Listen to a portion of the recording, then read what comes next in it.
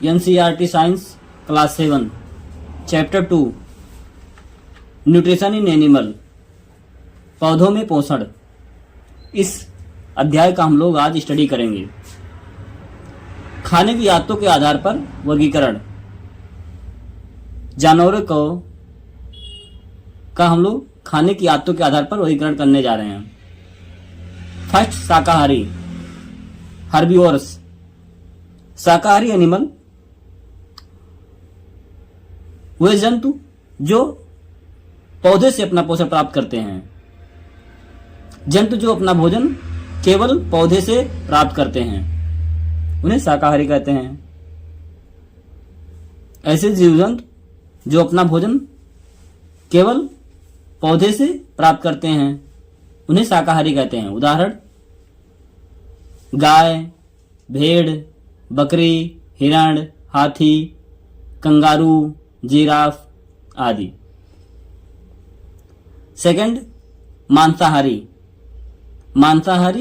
Animal या carnivores.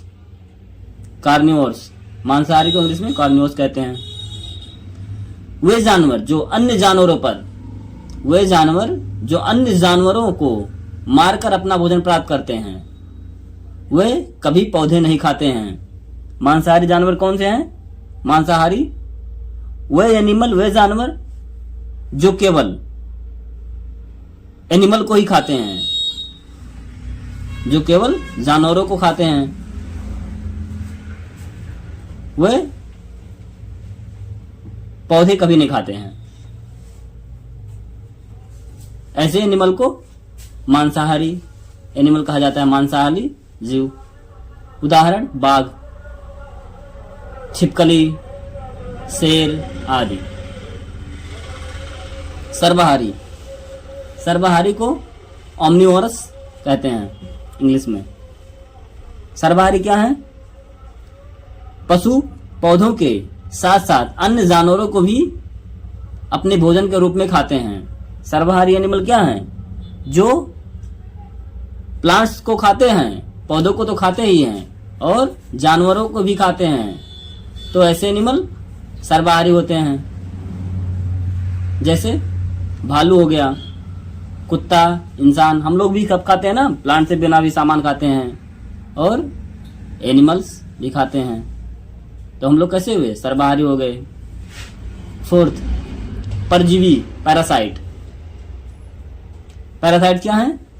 वे जीव जो अपने शरीर के अंदर एंडोपैरासाइट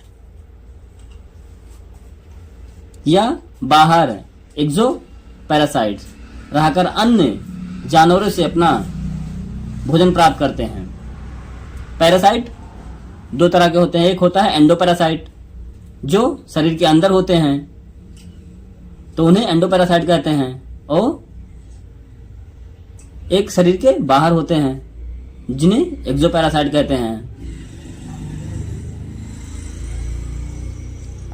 उदाहरण, टैपवार्म, केचुआ जो होता है शरीर के अंदर रहता है ना, वो तो कैसा है?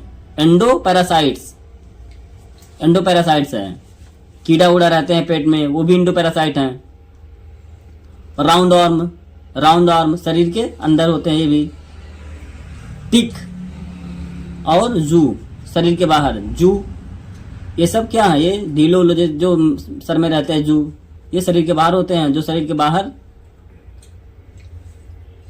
के पैरासाइट होते हैं उन्हें एक्सोपैरासाइट, बाहर से अपना न्यूट्रिशन लेते हैं शरीर के बाहर से। पैरासाइट वे एनिमल जो दूसरे पर आश्रित होते हैं उन्हें पैरासाइट कहते हैं। फिफ्थ, मैला ढोने वाले, वे जानवर जो शिकारियों द्वारा शिकार किए गए मृत जानवरों के अवशेषों को खाते हैं। जो सड़े गले या मरे जानवरों को खाते हैं वो मैला ढोने वाले एनिमल हो गए। जैसे उदाहरण में गिद्ध हो गया। गिद्ध मरे हुए एनिमल को खाते हैं ना। पहले गिद्ध अब तो दिखाई नहीं दे रहे हैं। पहले कहीं कोई जानवर मर जाता था तो झुंड का झुंड गिद्ध आ जाते थे और उसको सफाई कर देते थे। गिद्ध को इन्वायरमेंट का सफाई कर्मी भी कहा जाता था। कौवा, सियार, ये सब ऐसे एनिमल हैं जो मरे हुए एनिमल को खाते हैं। पशु पोषण में पोषक तत्वों की आवश्यकता, भोजन के सेवन का तरीका और शरीर में इसका उपयोग शामिल है। पशु पोषण में पोषक तत्वों की आवश्यकता, भोजन के सेवन का तरीका, शरीर में इसका उपयोग शामिल है। ये सब मानव पाचन तंत्र में आहार नाल और स्रावी ग्रंथियां होती हैं।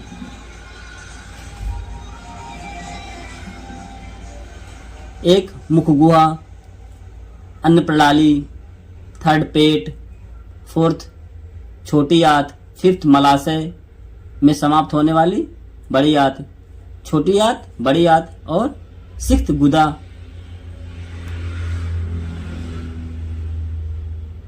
ये सब आहार नाल के भाग हैं। मुख्य पाचक ग्रंथियां जो पाचक रसों का स्राव करती हैं, जो पाचक रसों का स्राव करती हैं कौन कौन सी है मुख्य ग्रंथियां? लार ग्रंथियां, सेकंड जिगर या लीवर, थर्ड अग्न्याशय।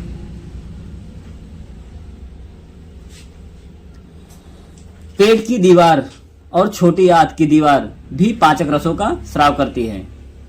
पेट का दीवार और छोटी आंत का जो दीवार होता है ये भी पाचक रसों का स्राव करती है, पाचक रस निकालती हैं। विभिन्न जीवों में भोजन करने के तरीके अलग अलग होते हैं। अलग अलग एनिमल में भोजन करने के तरीके भी अलग अलग होते हैं। पोषण एक जटिल प्रक्रिया है जिसमें शामिल है, पोषण में क्या क्या शामिल है? अंतर्ग्रहण, इंजेक्शन इसे कहा जाता है इंग्लिश में। सेकंड पाचन, डाइजेशन, पाचन को इंग्लिश में डाइजेशन कहते हैं। थर्ड अवशोषण, यह एब्जॉर्प्शन से कहा जाता है। अवशोषण में क्या क्या होते हैं? एक है आत्मसात, बी उत्सर्जन।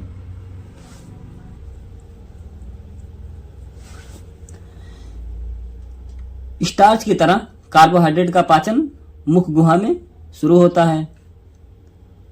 स्टार्च की तरह कार्बोहाइड्रेट का पाचन कहां से स्टार्ट होता है? मुख गुहा से।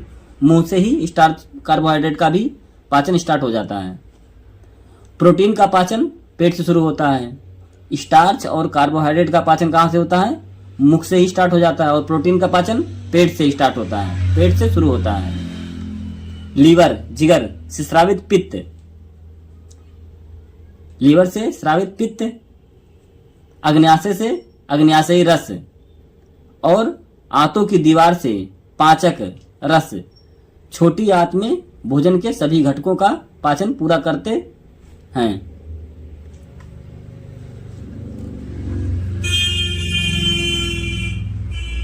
लीवर से पित्त रस हो गया और अग्न्याशय से अग्न्याशयी रस, आंत के दीवारों से पाचक रस, छोटी आंत में भोजन के सभी घटकों का, छोटी आंत में भोजन के सभी घटकों का, कंपोनेंट्स का पाचन पूरा करते हैं। पचा हुआ भोजन छोटी आंत से रक्त वाहिकाओं में अवशोषित हो जाता है। जो पचा हुआ भोजन है छोटी आंत से रक्त वाहिकाओं में, रक्त वाहिकाएं उसको एब्जॉर्ब कर लेती हैं, अवशोषित कर लेती हैं। अवशोषित पदार्थों को शरीर के अंदर, शरीर के विभिन्न भागों में ले जाया जाता है। जो अवशोषित पदार्थ है वो शरीर के विभिन्न भागों में वहां से छोटी आंत से ले जाया जाता है। बड़ी आंत में अपचित भोजन से पानी और कुछ लवण अवशोषित होते हैं। जो डाइजेस्ट हुआ, जो भोजन पच गया, वो छोटी आंत से अवशोषित होकर शरीर के विभिन्न भागों में चला जाता है। और जो भोजन अपचित, जो भोजन पचा नहीं है, वो चला जाता है बड़ी आंत में। और बड़ी आंत क्या काम करता है? पानी और कुछ लवण को एब्जॉर्ब कर लेता है, अवशोषित कर लेता है। बिना पचे और अवशोषित अवयवों को मल के रूप में शरीर से बाहर निकाल दिया जाता है। और बड़ी आंत रेक्टम के थ्रू जो बिना पचा हुआ भोजन है उसे निकाल देता है, किसके? मल के रूप में बाहर निकाल दिया जाता है।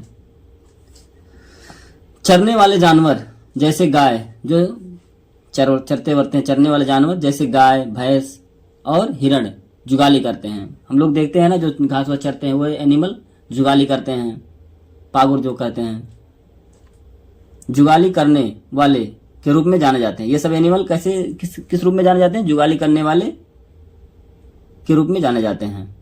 वो जल्दी से निगल जाते हैं, वो अपना भोजन जो घास रहता है वो जल्दी जल्दी निगल जाते हैं, अपने पत्तेदार भोजन को निगल लेते हैं और इसे रूमेन में जमा कर देते हैं।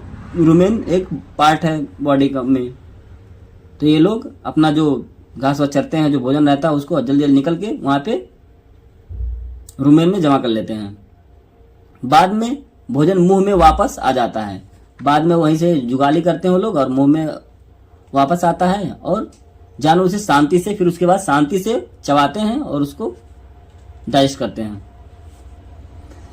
अमीबा अपने पैरों या स्यूडोपोडिया अमीबा अपने झूठे पैर नहीं होता है या स्यूडोपोडिया की मदद से अपना भोजन ग्रहण करते हैं। अमीबा में पैर लाइक स्ट्रक्चर होता है जिसे स्यूडोपोडिया कहा जाता है, उसी की मदद से भोजन को ग्रहण करता है।